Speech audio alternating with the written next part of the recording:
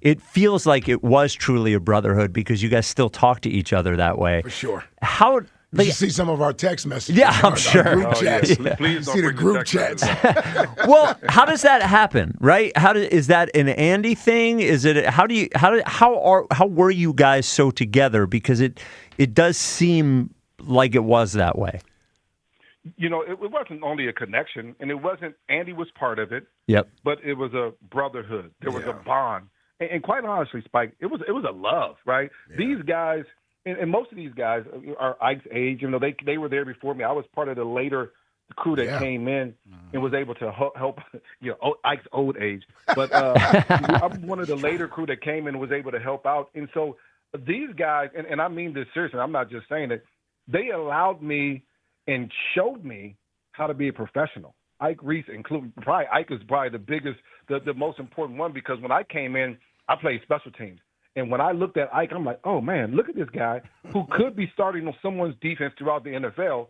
But because we have such a good defense, he's playing special teams. And if no one's crying, no one's complaining, he went out every single day to make our special teams better. And John Harbaugh knew that, so he depended on Ike. And so for a young guy like myself that just had to pave his own way and find a spot, I saw Ike working hard like that every day. And that professionalism, and for me, that was my way to get an opportunity.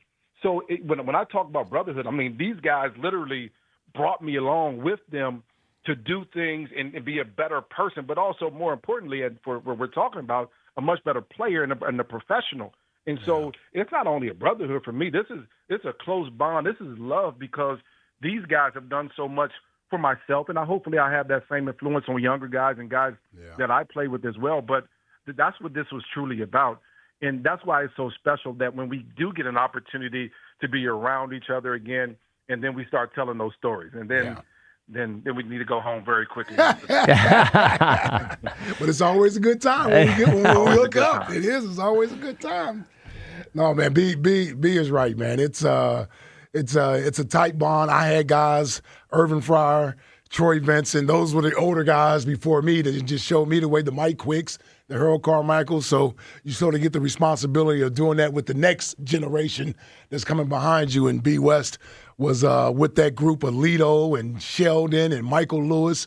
Those guys, that was we got a good group of young guys that didn't mind listening to old heads and guys trying to give them good, not just football advice, but life advice and doing things that preparing yourself for life after football. We always had that whole connection there.